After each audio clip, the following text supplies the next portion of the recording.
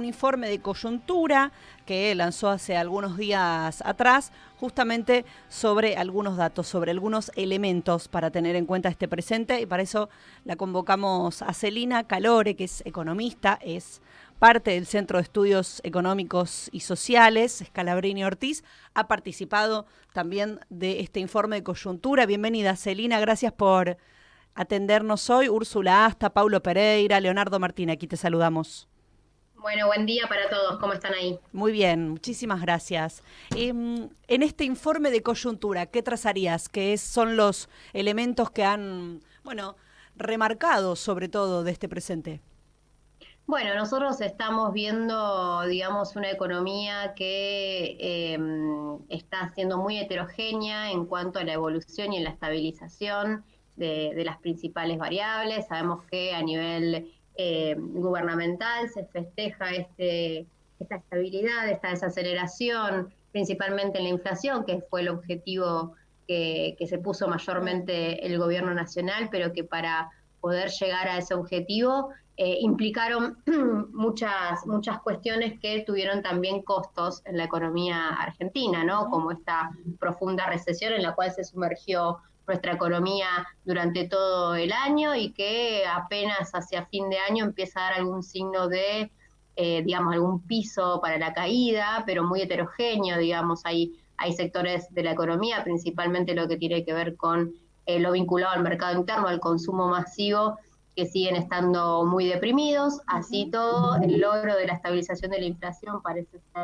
ser cumplido, ¿no? Por este gobierno, pero donde tenemos otros sectores o anclas que han tenido esta desaceleración inflacionaria, como por ejemplo la cuestión salarial, ¿no? Sí. Un ancla muy fuerte en lo que es el salario mínimo vital y móvil, que cayó un 30%, salario de trabajadores públicos, salarios informales, y por otro lado el salario de la actividad privada formal, donde tuvo cierta recomposición, y eso es lo que se siente, ¿no? Este tipo veranito que estamos sintiendo en algunos sectores donde los sectores medios y altos ingresos de repente están planificando vacaciones en el exterior, hay cierto movimiento en compras, por ejemplo, de autos o de bienes duraderos, pero todo lo que tiene que ver con sectores medios y bajos de ingresos de la economía siguen sin poder, por ejemplo, aumentar las ventas en los supermercados, ¿no? Un consumo transversal de todas las familias, el consumo de alimentos muy deprimido, y eso da cuenta de esta economía que se mueve, si se quiere, a dos velocidades, donde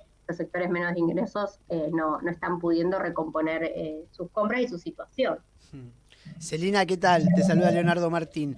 Mm, Mucho se habla de la apreciación cambiaria, ¿no? Que existe, por ejemplo, esto de que va a salir más barato a lo mejor de vacaciones aquel que puede a Brasil que ir a la costa argentina. Bueno, ¿cuánto puede sostener sin una devaluación, conociendo experiencias previas que hubo en la Argentina cuando se da una apreciación cambiaria de esas características, lo que desarticularía también esa política de baja inflación que el gobierno hoy celebra? Sí, totalmente. La baja inflación también está anclada y principalmente anclada en ese crawling peg, en ese aumento de la devaluación del tipo de cambio mensual en 2%, que hace que hoy tengamos un tipo de cambio apreciado. En aquel momento, apenas asumido el gobierno, la brutal devaluación generó una transferencia de ingresos brutal de la economía que hizo que haya una mayor brecha, ¿no? entre ricos y pobres, básicamente. Eso se fue licuando a lo largo del año por el aumento de la inflación, que se licuó esa devaluación inicial, y hoy nos encontramos con un tipo de cambio apreciado. Esto que vos marcás es uno de nuestros puntos centrales del informe, y lo que nosotros planteamos es, bueno, ¿hasta cuándo se puede sostener cuando sabemos que no hay una entrada genuina de dólares? Lo que tenemos hoy es cierta relajación por parte de, si se quiere, las reservas internacionales, que viene de la mano de este blanqueo de capitales, que lo que hizo fue que haya mayores depósitos en dólares, y eso de algún modo relajó la situación, y el gobierno se siente fuerte hoy en ese sentido, pero sabemos que en los próximos 3 años tenemos vencimientos muy duros de deuda externa, ¿no? 51.000 millones a pagar en 3 años, y digamos una economía que no genera los dólares genuinos para eso. Entonces la gran pregunta es, ¿hasta cuándo se puede sostener esta apreciación cambiaria que hace que esto, ¿no? Muchas personas, digamos, puedan de repente poder comprar dólares e ir a veranear afuera, etcétera.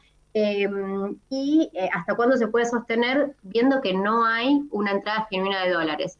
El gobierno lo que está poniendo la ficha es en una renegociación con el FMI principalmente, y allí hay que ver qué es lo que finalmente termina el organismo otorgando a Argentina, que de todos modos, quiero decir, por más de que ingresen dólares por parte del FMI con un nuevo empréstito o refinanciando el endeudamiento actual, eso va a ser perjudicial para Argentina porque no podemos aguantar un poco más deuda, digamos, externa. No tenemos capacidad de repago, sería difícil que el FMI nos vuelva a prestar, pero así todo, si se lograra un ingreso por vía endeudamiento, va a ser muy perjudicial porque no es sostenible a largo plazo. No puede Argentina repagar esos compromisos.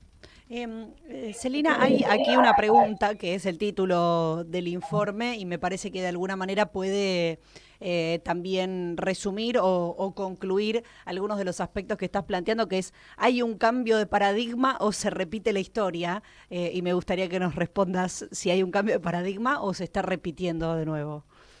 Bueno, nosotros vemos que este tipo de modelo de fuerte apreciación cambiaria, de bicicleta financiera, ya se ha impuesto en Argentina en otros momentos, no tan lejos, no tan lejanos de nuestra historia, digamos. A ver, hubo ahí una experiencia con el gobierno de Macri entre el 2016 y 2019, que sabemos cómo terminó, ¿no? Justamente con este endeudamiento, porque fruto de esa desregulación financiera, fruto de digamos, esa apreciación cambiaria durante el 2017, después hubo que recurrir al FMI para que pueda garantizar los dólares para la salida de esos capitales, ¿no? Fue un endeudamiento para la fuga, muy claro, y bueno, la gran incógnita es eso, ¿no? Bueno, hay un cambio de paradigma verdaderamente porque parece que la estabilidad macroeconómica que estamos viviendo eh, está muy asociada a esta apreciación del tipo de cambio y cómo vamos a refinanciar eso, ¿no? Porque sabemos que nuestras exportaciones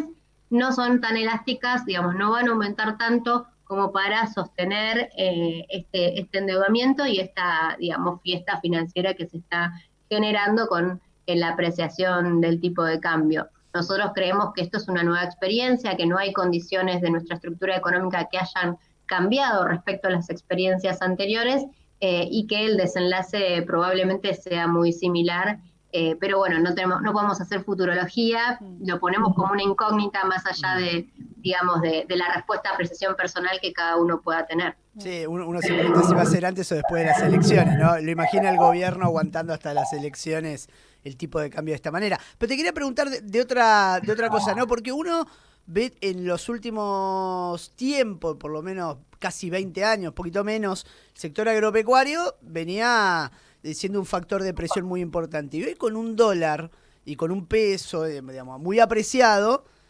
no vuelve una mosca, parece, por lo menos en los comunicados de las cámaras patronales del agro, ¿no? Están como muy callados, se los nota, o mismo la Unión Industrial esta semana, que se dio su congreso, no hay tantas críticas hacia el gobierno con estas políticas y con esta apreciación.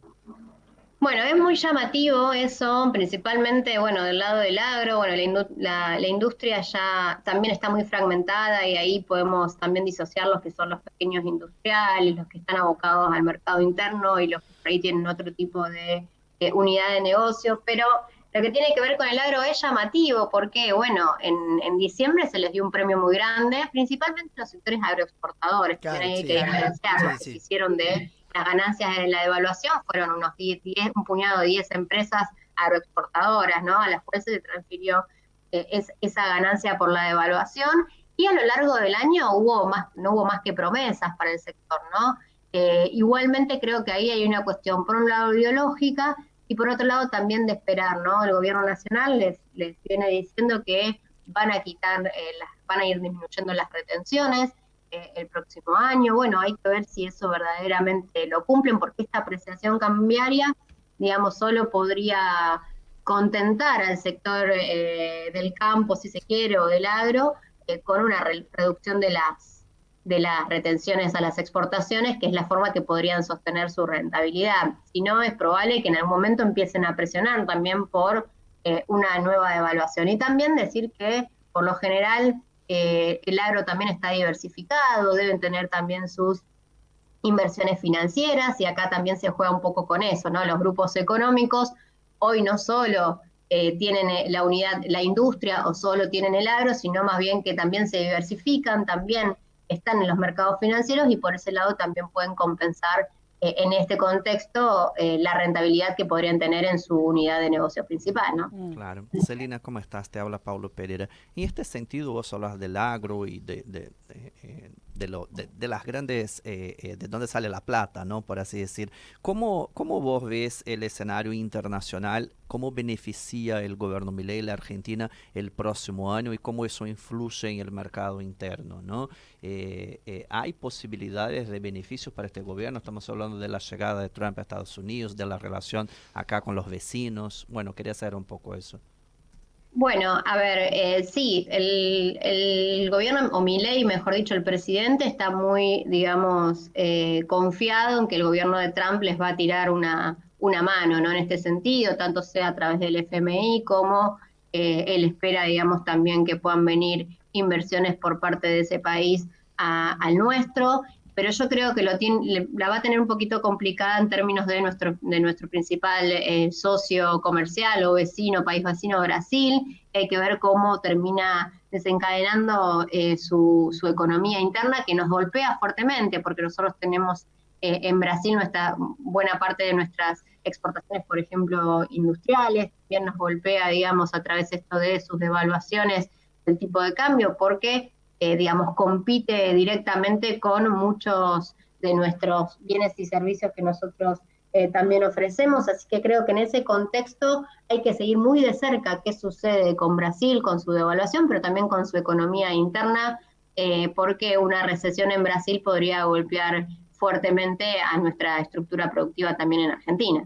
Celina Calores, a quien escuchan, es economista del Centro de Estudios Económicos y Sociales Calabrini Ortiz. Celina, muchísimas gracias. Te mandamos un fuerte abrazo.